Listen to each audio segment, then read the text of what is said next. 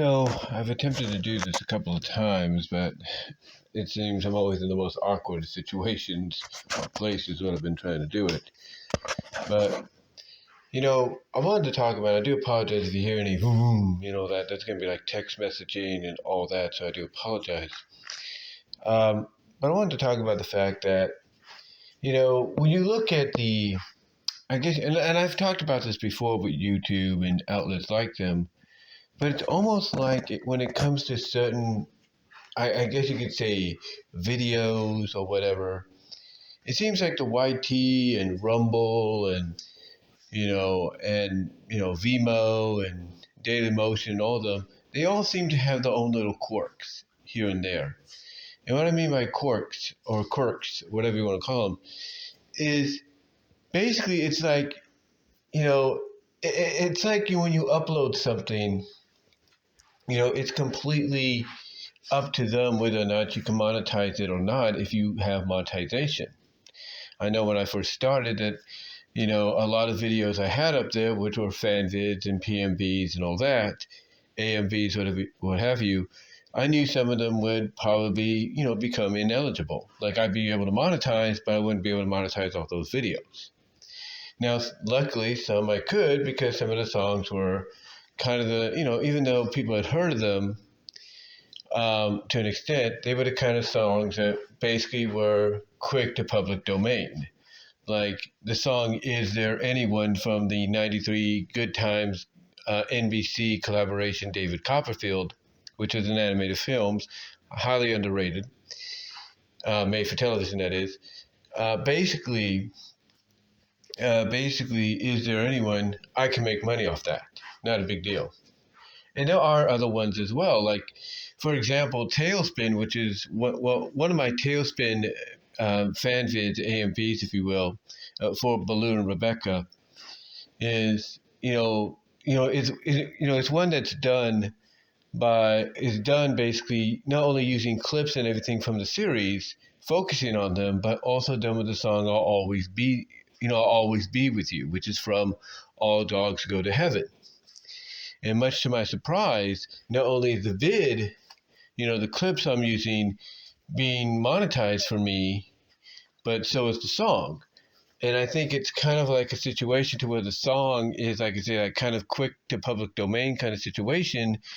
And Disney can't really do much about it because if they be copywriting, the video, they'd be copywriting a song that they don't own the rights to, but somebody else does, but we're not sure because no one's come out and said, hey, we have that right. Not saying that day would ever come. But I bring this all up because also one of the things I've talked about recently is, of course, I did, compilations of melting scenes from, some of my favorite cartoons. Like I did two of them. One was a compilation, I should say, from scenes from Paulay's Voo's Woo, the ending there where Olive melted into a puddle of butter. That's from the 1956 cartoon, a Popeye cartoon of the same name, Paulay's Voo's Woos. Paulay's Voo's Woos, that is.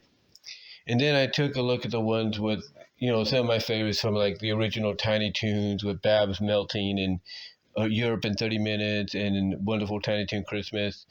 And then Dot melting and Space Probe in the original Animaniacs, as well as Minerva melting and Moon over Minerva and Meet Minerva. And then I just did focusing, and then I uploaded one focusing just on Babs and Dot and Minerva. And again, much to my surprise, even though it was a compilation and these compilations were like less than a minute, if not that, because the scenes were like 5 to 10 seconds, if not that. What surprised me is I was able to monetize. Heck, when I did some of my melting females and cartoon females videos in the past, because of one scene, I wouldn't be able to monetize. But once I took that scene out, I was able to monetize. For example, I had for example, one of my original ones had the ink scene in there, and everything, ink from Batman Beyond. She's basically a female version of Clayface, but instead of made of clay, she's made of ink, or whatever you want to call it. Some kind of tar-like ooze substance or whatever. And once I took, and one of the original vids, I had that in there, and it's still up on my YouTube channel, but I can't monetize. But once I took it out, and I even said melting females in 2K, because I upconverted it to 2K, I said minus the ink scene, I was able to monetize, which is really crazy. But I think it's not just because of, like, Babs and Minerva and Dot and and so on, but also had like a scene from the Fox, from the short-lived Silver Surfer cartoon where Nova, and I think it was a part one, not part one, but part two of what's called the learning curve, gets turned into goo or something like that. You know, amorphous kind of like being, if you will. I think it's Nova. Yeah, it's Nova. Yeah, I think about it because that's the name that came to my mind. She gets turned into some gelatinous, amorphous being or whatever. So I had that. I had Mira Nova, believe it or not, from Buzz Lightyear Star Command. She, in an episode where basically Buzz and Mira and can't think of his name right now. The dinosaur character of whatever his name is, got de-evolved. It was called like a de-evolution ray, and Buzz became a caveman. Can't think of the other one character's name. Got de-evolved to a dinosaur, and Mira de-evolved into goo. She basically became an amoeba. She melted basically, and I added all those together minus the ink scene, from Batman Beyond. And what's crazy about it is I was able to monetize off that. I think I even added the melting scene of the chicken in Suruna Kruna, which was a 1944 Porky Pig cartoon post-World War, or at least towards the end of it anyway. And I was able to monetize. And again, I bring this up because I did the same with the recent ones I did with Olive, Babs, Dot, Minerva, then Babs, Dot, Minerva, and all that, recently, which have gotten some decent views, and I thank you guys for that. And more views, if you suggest those videos to people, would be greatly appreciated. But again, I bring this all up because it shows you that YouTube seems to have some kind of unique situation to where, as long as it's not over 15 minutes, I wouldn't say 15, but it's not over a minute or two, then you're good. But then that brings me to the two videos I uploaded recently, up conversions, that is, of the original videos. The first up conversion was from the original, and I'd never up converted this version. I up converted the version without the subtitle commentary. I never uploaded the commentary one. So I decided to go to I decided to do that, and that is the English subtitle commentary for Utena's car transformation scene in The Adolescence of Utena, or as known here in America, Revolutionary Girl Utena, the movie, or Utena, if you want to call it by that name. And basically, the car transformation scene, the original one from 15 years ago, and then the 4K up conversion that I did, I'm able to monetize. I can't believe it. Honestly, I'm like, well, what's going on here, right? And even the transformation scene with the English subtitle commentary, I'm able to do as well, the original one from 15 years ago. So I decided, okay, let me see if I can monetize, if I up-convert it to 4K, because I figure times have changed, things have changed, and there are a lot of things that I will up-convert or, re-upload that, will be viewable, but I won't be able to monetize. So I up-convert the English subtitle commentary for the car transformation scene, and lo and behold, I'm still able to monetize, which is a surprise. So I check again to see maybe if there's something else I can try. As I check around and I see, oh, wait a minute, I haven't up converted to 8K the Jaleel White interview from the bonus features of season 2, disc 2 of Shout Factory's 2007 release of Sonic Satayam, or Sonic the Hedgehog, the complete series. The ABC one. So I up converted that interview, and I'm figuring, okay, this is probably going to get me demonetized. This is not I'm not saying it wouldn't Okay, what I'm saying is I'm thinking, okay, this time around, I'm still going to be able to monetize my channel, but I'm not going to be able to monetize this. This is going to be completely, all Shout Factory, right? Wrong. Because just like before with the other up conversions, from 1080p to 4K and all that, I'm able to monetize. And I'm like, what is this? What's going on here? And I kind of come up with an idea, I think, as to what the reasoning could be.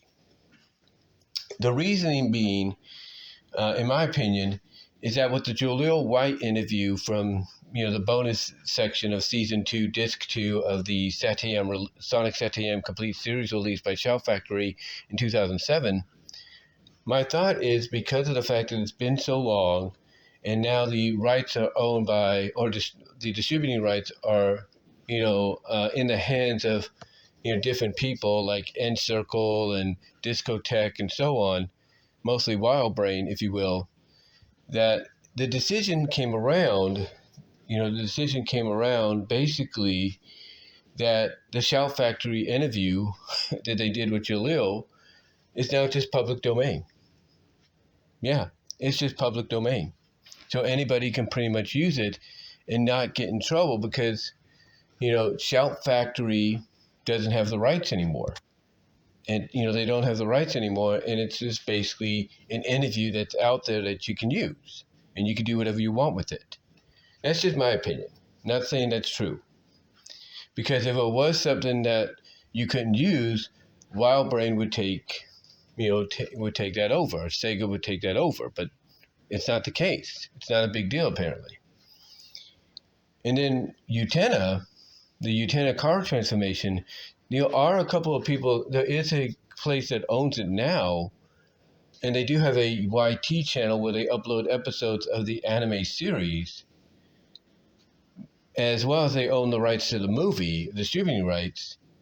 But it seems that for some odd reason, they don't mind if people upload, clips from the film, whether it's 1 minute clips, 5 minute clips, or whatever. They don't mind it. And what's even crazier is I guess they don't mind that people make money off it. But why? Well, I'm thinking it's because of the fact that they already know that the film is on Internet Archive, apparently. That's what it is. It's on Internet Archive. I'm not lying about that. It's on Internet Archive. So that's cool. That's kind of cool. So you can watch it there whenever you want. But I think they also realize that Utena is not as important or as prominent, as let's say an anime manga franchise like let's say Fairy Tail and its numerous spin-offs like the current one, Fairy Tail 100 Years Quest, or the various spin-offs and versions, spin-offs and rebooted versions or soft retcon versions of Dragon Ball Z or One Piece or Sailor Moon and so on, the Rock Crew. It's not on that same level. It's not on the same level as Inuyasha, if you will. It's not on that same level. So because it's not on that same level, they basically feel like, well, it doesn't value importance. It doesn't value their attention to basically be taken, seriously. And I think also because they realize, and I'm sure they've talked about this amongst themselves, they realize that the car transformation scene in the movie is so freaky and so out of left field for a lot of people that, they realize, yeah, eventually it is going to get attention on their product, and then that's probably when they'd be able to strike. But why not sit back and let's see the results, like the reaction, how people will react to it, and then basically want to see more about it, basically want to see the movie. Because there are people that actually upload videos with clips from the transformation scene where they're talking about it, as well as they're also doing analysts and essays and all that on it as well, and using clips from the film itself to kind of explain why it's like this and everything, and even use different comparisons and everything. Some people even put their own commentary over it to try to explain what's going on. So So yeah, I think that's why they don't really mind if people do it, because the more attention it gets on the Utena franchise, the more it's going to make them eventually want to, you know, I guess you could say build upon that themselves. And then maybe that's when they would strike and say, look, we don't mind if you use the video or the clip and everything, but you can't monetize anymore. But, we do want to thank you for helping us get the attention so we can take the monetization from you. In other words, in my opinion, what they're doing is they're allowing you to make money with a scene like that. But over time, once enough attention is given to where they can take that next step and build upon it, they'll take the monetization away from you. In other words, you'll be able to keep the video up, but they'll take the monetization away from you. It's kind of crazy. It's kind of crazy, but that's kind of how the algorithm, I wouldn't say algorithm, but I guess that's kind of how things work with outlets like the YT and Daily Motion and Vimeo and Rumble and all that. It's like, it's like you have, it's like you have these videos, these clips and everything you're uploading, and back in your mind you think, well, I'll probably be able to have it on my channel, but I'm not going to make money off it. But then you see that you can, and it's like, what's going on? And then you start speculating, like, okay, how long is this going to last, kind of deal. So to me, just like with the melting clips and everything, the compilation to melting clips that I mentioned earlier, it's almost like, what is important and how significant and how long it is. I think it's just a number of factors, as to what, is what's going on here, as to why people like me and you are able to do this kind of stuff, without any issue. But will there be an issue in the future? Maybe, but we'll have to see. But right now, I think it's just one of those no harm, no foul kind of deals that I guess a lot of people think, a lot of, licensees and distributors and studios think of, like, no harm, no foul, as long as it's not the whole movie or the whole episode or whatever, and we're good. Let them make a little money here on the side. And when it comes to interviews like the Jaleel White interview from the 2007, Sonic Satam series, complete DVD set, to me, that's mainly because of the fact that the licensing was, switched from, or distributing licensing, I should say, was switched from one to another, that the interview isn't that big of a deal to be utilized on public television. But that's just my opinion, though. That's just my opinion. But let me know what your thoughts are. What are your thoughts on how this all works out, how this all kind of, works itself out in the end? What do you think about this, the strangeness of it? And do you think, maybe there are more out there that we don't know about? Let me know. Let me know about that. And let me know if it's happened to you, if you have a channel, here on the YT or on Daily Motion or Rumble. Let me know. And until next time, guys, comment down below, like the video, ring the bell for notifications, subscribe to the channel, and click on the links where you can find my content elsewhere, as well as find me at divarock.com at BVW1979. And also check out my Teespring store for merchandise you can't get anywhere else. But guys, let me know what your thoughts are. And until next time, I am out. Peace. God bless.